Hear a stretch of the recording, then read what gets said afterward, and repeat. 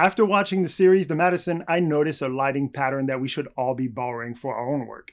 Almost every frame is backlit, but the placement of that light is what creates shape, depth, atmosphere, and emotion. With a small shift in where we position our backlight, we can apply the same cinematic idea to interviews, documentaries, and corporate films. So in this video, I want to break down why 3/4 backlit feels so cinematic and how to adapt it to real-world production. Let's dive right in.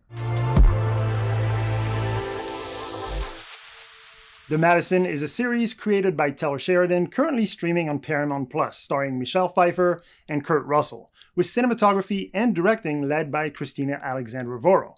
Visually, the show is absolutely stunning. Honestly, it can almost be frustrating to watch at times because nearly every exterior scene feels perfectly timed during golden hour with incredible control over exposure and natural light. Obviously, most of us are not working with massive Hollywood crews, large lighting packages, or schedules built entirely around the position of the sun.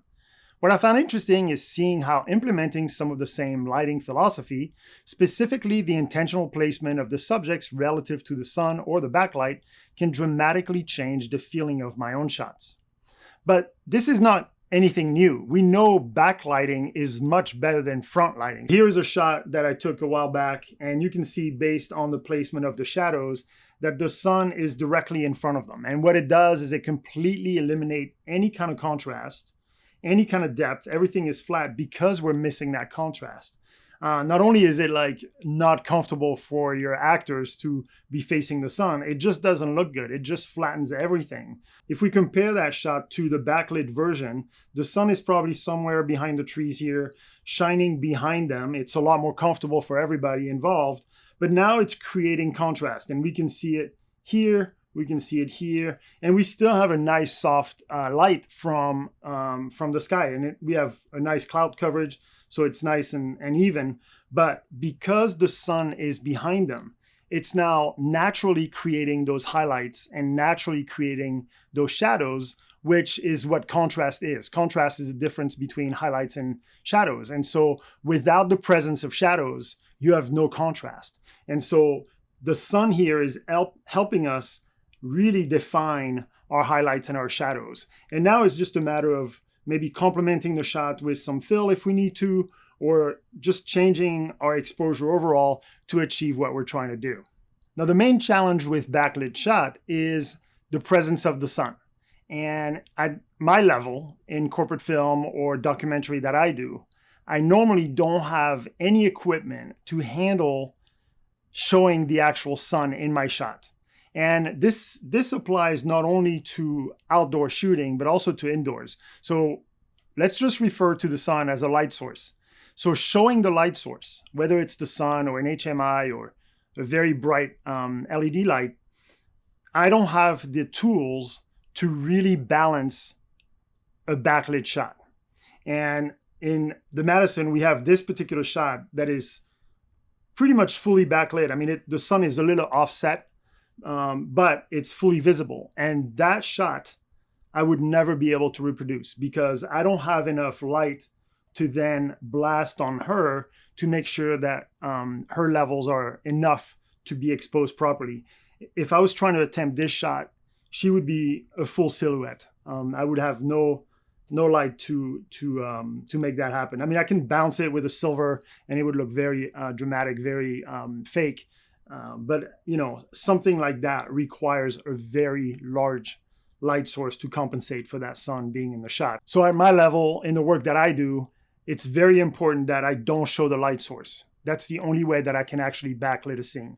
If the light source was in there, I would have to, add some ND filter or close my aperture or raise my shutter speed to limit the amount of light that would come into the camera, and my subjects would be very dark. But by keeping the light source out of frame, I can then open my aperture, or I can slow down my shutter or remove some ND filter and expose for the subject versus for the light source. And then I can use the light source as an advantage to create those highlights and those deep shadows that will generate some contrast. So by simply shifting my backlight 3/4 to the side, I not only keep my light source out of frame, but it's now creating this directional backlight that's generating all these beautiful highlights and shadows.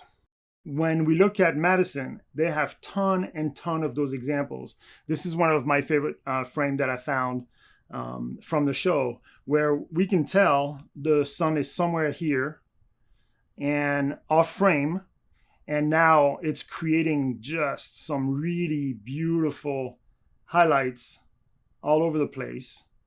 And when we're talking about creating highlights, that means the opposite is also happening, which is creating shadows. And so now we can see the difference between this side of his face and that side of his face. Another gorgeous shot, again, very simple to see and feel the presence of the sun on this side of the frame. Again, creating all of this right here, all the highlights behind her, all over the horse. And it's almost taking the spot of a key light, not just an edge or a backlight. But when I see a shot like this is something that I know I can implement in my shoot. This is something that I can learn from to add natural highlights and natural shadows, natural contrast into all of my shots. I did this shoot quite a long time ago. Basically, the sun is off frame on this side, and we're using that just to get all those highlights everywhere, those pings on the helmets, right? Like all that stuff is just naturally created by that sunlight. And so now it's a matter of, framing it based on the timing of the sun, placing our subject where we need it. I think looking back, I wish I would have done things a little bit differently. We do have full-on mirrors bouncing sunlight back to the subject and back into the dugout to add some levels, because we would have been very backlit and almost silhouette-like. So I think the mirror going on the dugout is fine. It's bringing levels here, and I think that's really helping. I think the one that's missed is the one going on her face. I think it's too to the side, because now we have a light that's motivated coming this way, and then her fill side is way overlit. And so in this particular instance, we should have moved the mirrors almost on second base, maybe even first base, depending on how much shadows it would have created on her face, but to just give it some direction. Like right now it's just flat and it's canceling the beautiful shadow that it would have created right here on her fill side. And that's the difference with this shot right here, where you can see the shadows.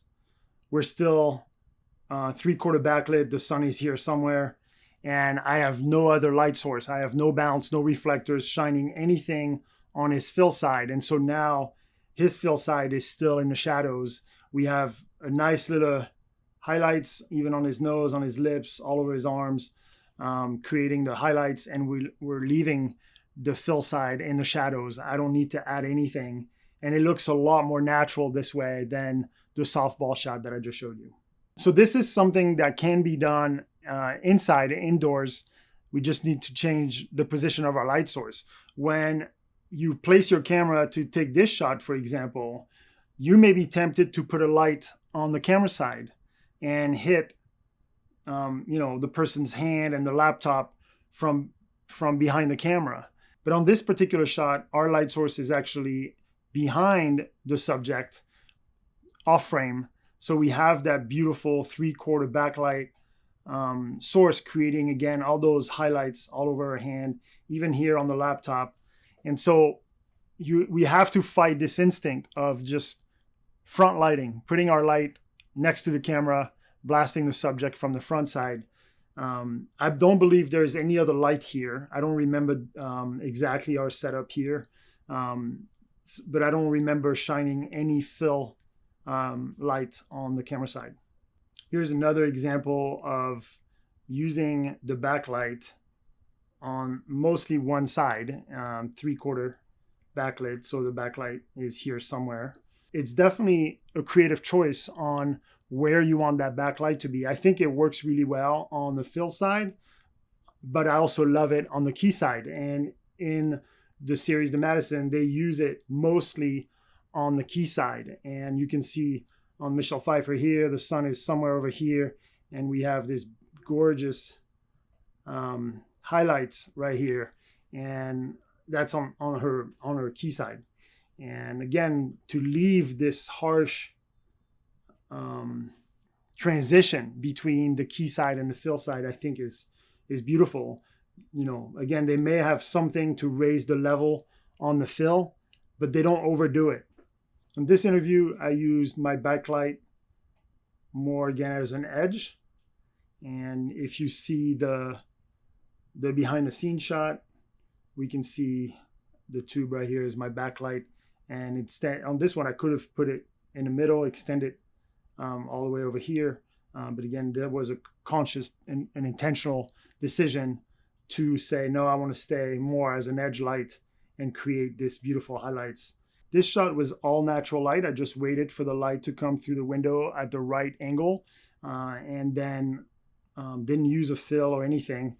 It was just a matter of placing the actors at the right time in the right place. And now we have enough backlight that also acts as a key light on their faces, and you're good to go. So pretty simple.